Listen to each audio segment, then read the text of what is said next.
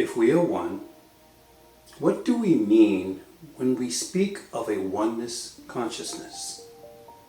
When we hear the term oneness consciousness, especially within the context of spiritual awakening, and in the midst of worldwide turmoil and transition, what exactly are we referring to?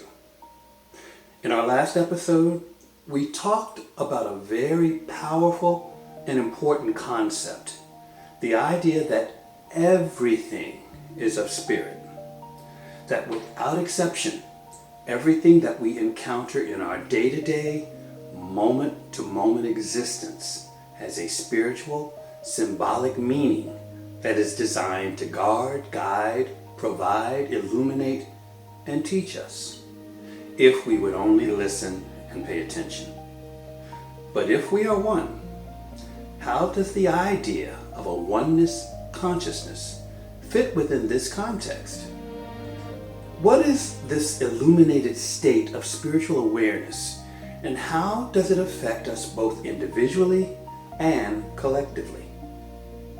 How do we move ourselves out of the consciousness of fear and into a more cohesive and unified state of being, where there are no more conflicts and no more limitations, that we exist within the state of abundance and joy, co-creating within this new paradigm of mutual understanding and blissful coexistence. Hi, I'm Daryl T. Johnson, a musician, a teacher, and a QHHT hypnosis practitioner. I'd like to welcome all of you to episode 20 of If We Are One.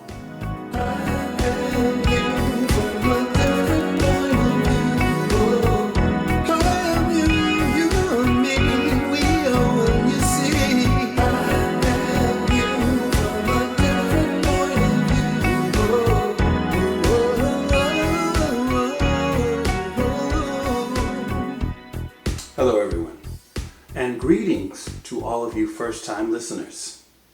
Today we're going to go deep into the understanding of something that I have spoken about and referenced in pretty much every episode that I have created for this podcast. That is, what do I mean when I use the term oneness consciousness? In light of the many spiritual conversations we have had on awakening to one's own divinity, what would the clearest interpretation of this term actually be? Well, in a real sense, oneness consciousness refers to an expanded state of awareness in which a person recognizes that all beings, all forms of life, and all aspect of existence arise from the same fundamental source. It is the lived understanding that the apparent separations between you and me, inner and outer, self and world, are expressions of a single, unified reality. Whether expressed as unity in God, the Tao, Brahman, or universal consciousness, this awareness dissolves the illusion of separateness, the illusion of separation from source. It's not just a philosophical idea, but a felt experience, an awakening to the fact that the same divine essence animates everything. At a personal level, awakening to oneness consciousness often brings compassion that arises naturally, since harming another feels like harming oneself. It brings peace through release of ego-driven conflict and comparison. It brings inner purpose that aligns with contributing to collective harmony rather than individual gain. It creates presence because in oneness, every moment feels sacred and inseparable from the divine whole. You could describe it as shifting from thinking you are a wave to realizing you are the ocean, expressing as a wave. Individuality doesn't vanish. It simply becomes a unique manifestation of the same infinite awareness expressing itself. Now, some of you may have a concern that in adopting and embracing the concept of a oneness consciousness, one may lose their individuality. It's something worth addressing thoughtfully as we bridge this concept together. The concern that oneness might mean the loss of individuality is one of the most common misunderstandings about this kind of awakening. So unpacking this topic is well worth pursuing. Here's how I think about it. Embracing oneness consciousness doesn't erase individuality. It refines and illuminates it. In fact, awakening to oneness reveals individuality's purpose rather than negating it. The discovery isn't that the self disappears. It's that our true self is broader and more inclusive than we once believed. It might best be described like this, and I referenced this in my last episode. Each person is a unique note in a cosmic symphony. When we awaken to oneness, we don't stop being our note. Instead, we finally hear how beautiful our note harmonizes with all the others. The music only becomes more meaningful when every tone is distinct yet resonant within the whole.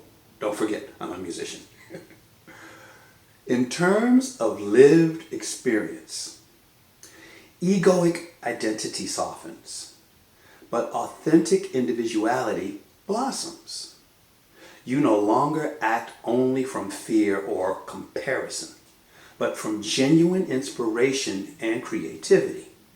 Expression deepens because actions, art, service, and relationships spring from the awareness of being part of something greater.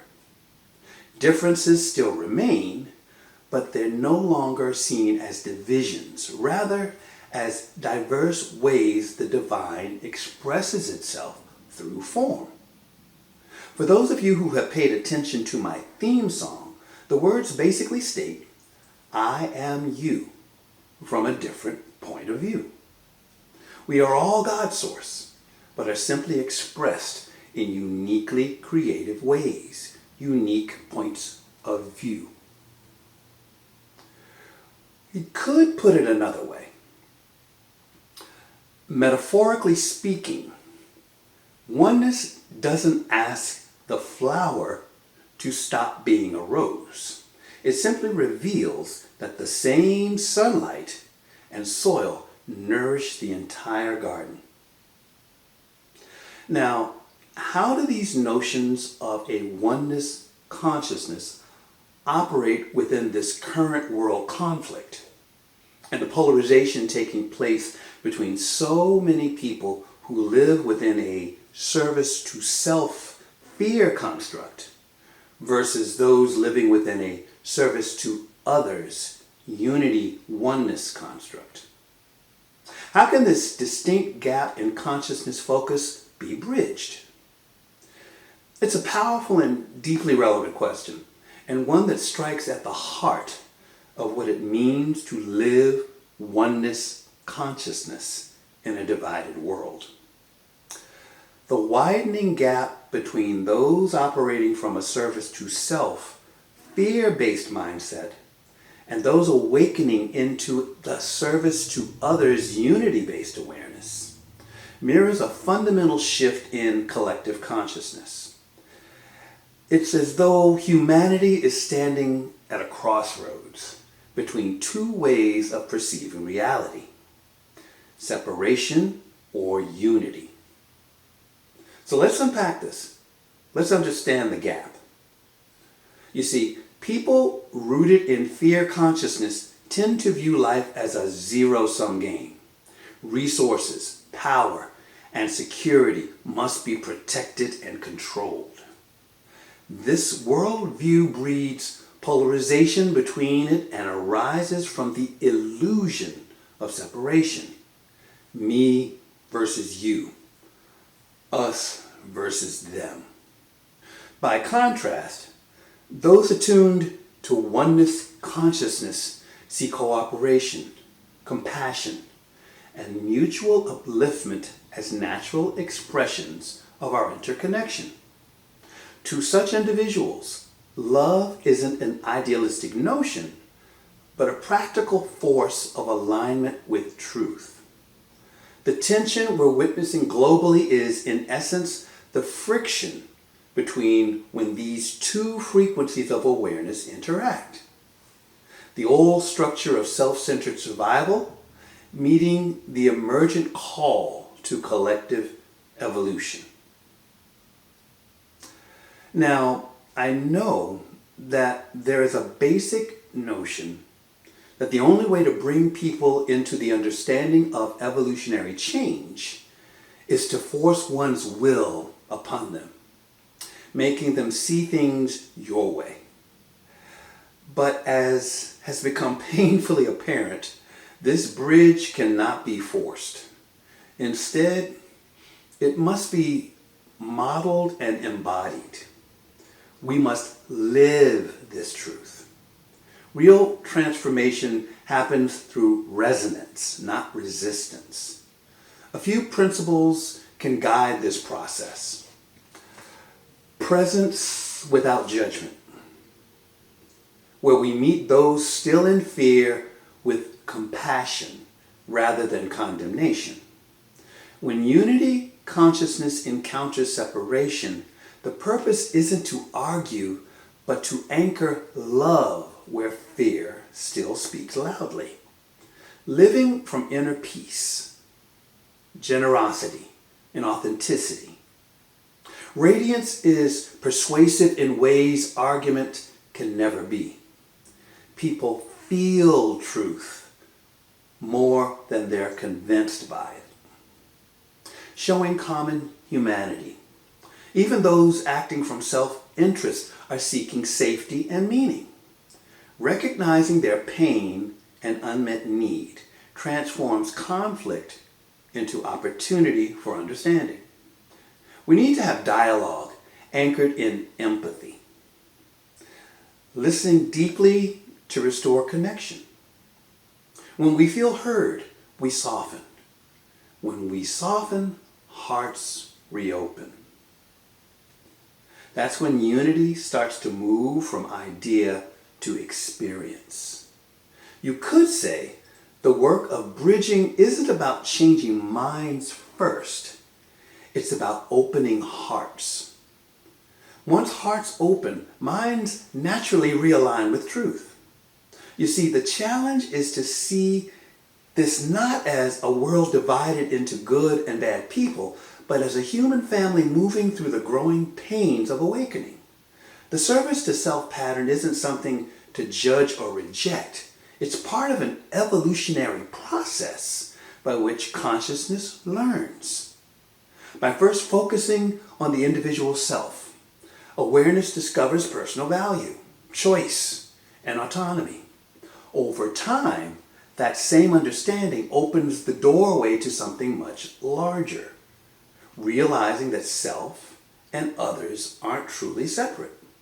In that way, what begins as personal survival and outpictures as selfish intention can mature into understanding and embracing collective cooperation and eventually unity consciousness, one compassionate step at a time.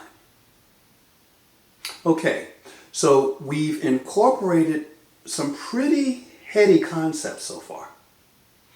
What I would like to do now is to investigate what we might want to consider as a prescribed course that we, the people, can do to help move those who are in power in this country and around the world, many of which are in a service to self vibrational resonance, into the understanding that spiritual change is inevitable, that we of oneness consciousness are the ocean and will not be denied the inevitable awakening that we are all, in fact, part of.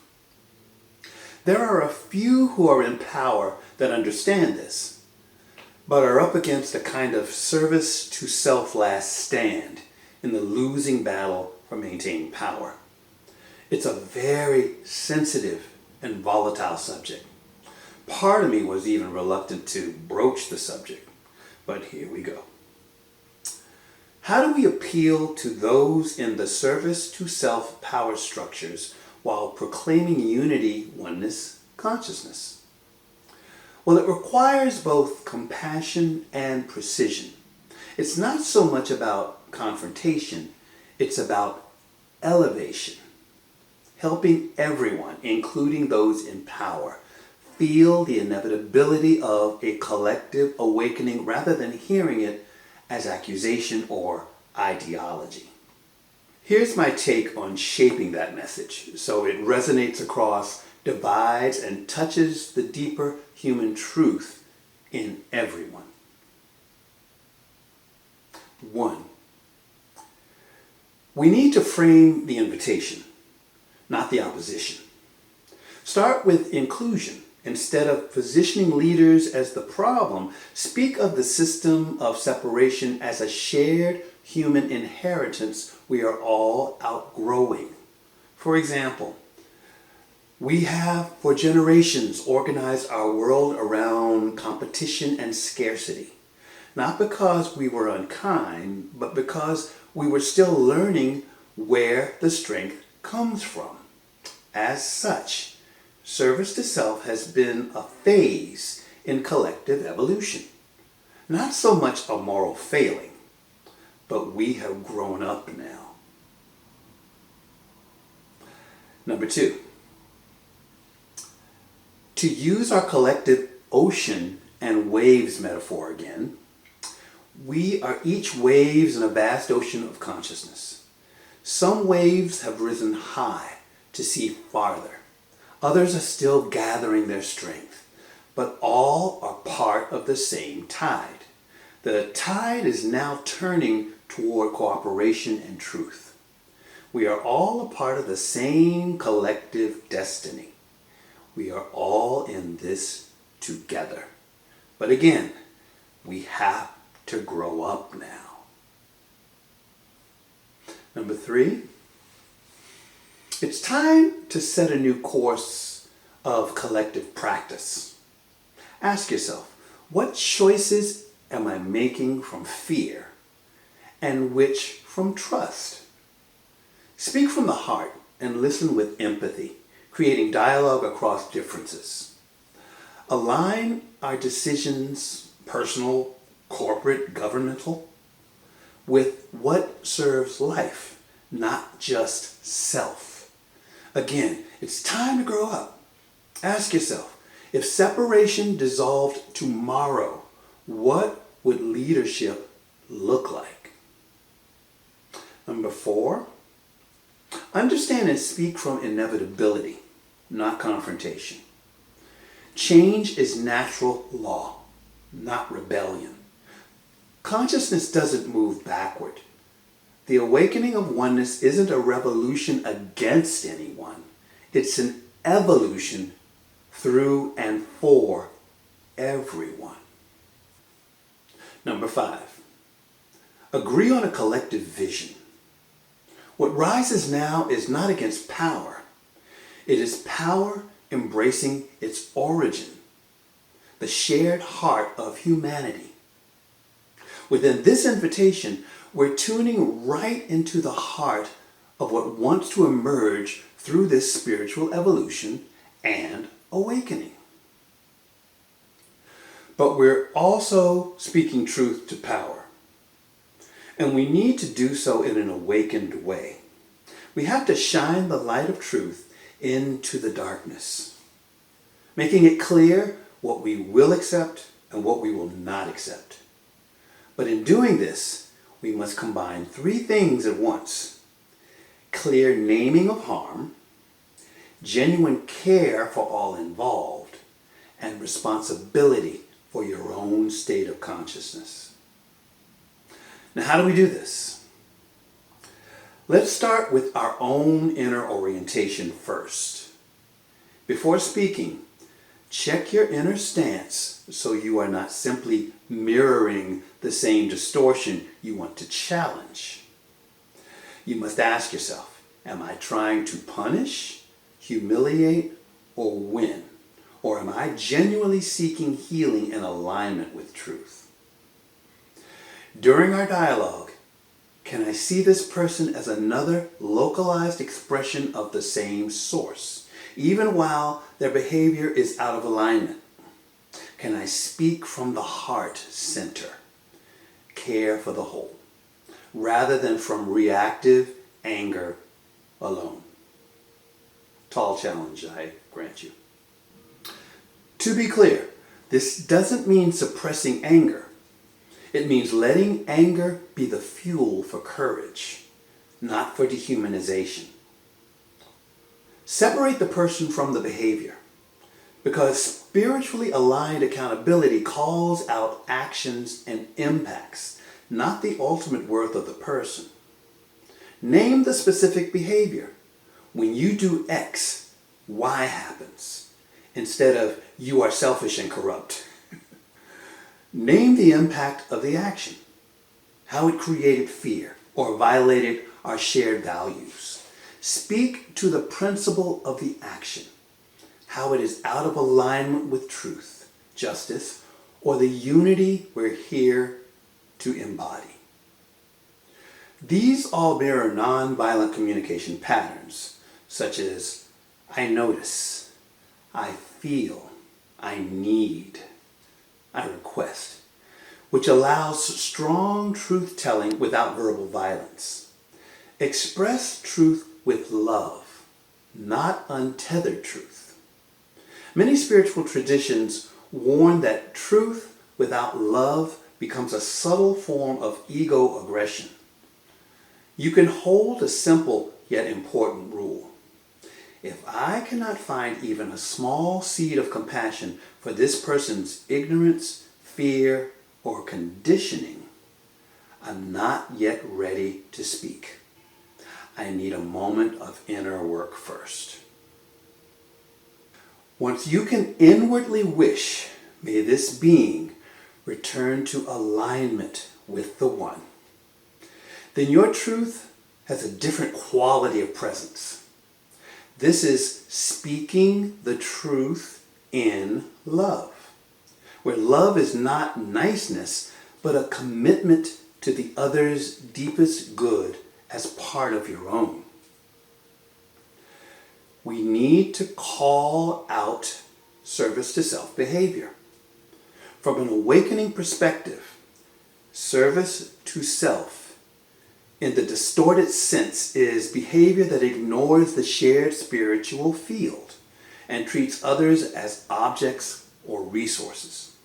So to call this out spiritually, one needs to frame it as distortion, not essence. This pattern of behavior is collapsing into fear and control. It forgets our shared nature. Point to consequences at a level of the whole. When leaders act in this way, it fragments the collective spiritual field. It breeds mistrust, and it harms everyone, including you. Invite a higher collective identity, such as we're capable of acting as guardians for the whole, not just as managers of our own advantage. You are appealing to the latent service to others' potential in them, even if they are currently polarized toward self-interest. You can spiritually, consistently speak these principles in real situations. I'll give you a few examples. To a person in power, you might say something like, I respect the role you carry, and precisely because of that, I need to say that this decision harms people in ways that violate the values we claim to stand for. I'm asking you to reconsider and choose a course that honors our shared humanity. Now that's one way. To a peer group or individual showing selfish behaviors, something like, when you do X, I see people getting hurt and trust breaking down. That feels out of alignment with who you really are and with what we're here to build together. Are you willing to look at it another way? Now, these types of statements and methods combine accountability, naming the harm, making a request, with an assumption of deeper goodness and shared source within all of us.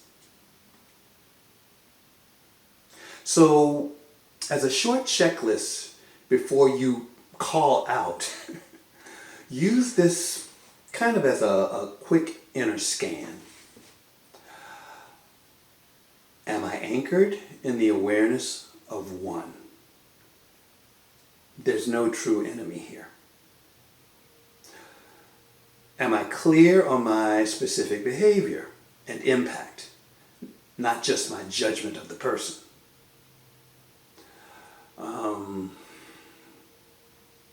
Can I speak firmly without contempt or dehumanizing language? Do I have at least one concrete request or boundary to state, not just a criticism? If they never change, can I still keep my own field clear and act from integrity, including walking away or resisting nonviolently? In this way, calling out becomes an aspect of your practice of monadic oneness remembrance in the realm of duality, meeting distortion in others and in systems while remaining rooted in unity, compassion, and clear, grounded truth. So this is our call to action. If there has ever been a time to live what we've come to understand and are collectively awakening into, that time is now. The world doesn't need more division. It needs hearts anchored in oneness. Those of us awakening to this truth aren't called to fight the darkness, but to embody the light so fully that darkness cannot persist in its presence. This is our invitation, to let our compassion be louder than our outrage, our patience stronger than our fear, and our love more steadfast than our need to be right. The consciousness of separation is struggling to hold its form because the tide of awakening is rising, and that tide is us. Remember, we are not the resistance. We are the ocean.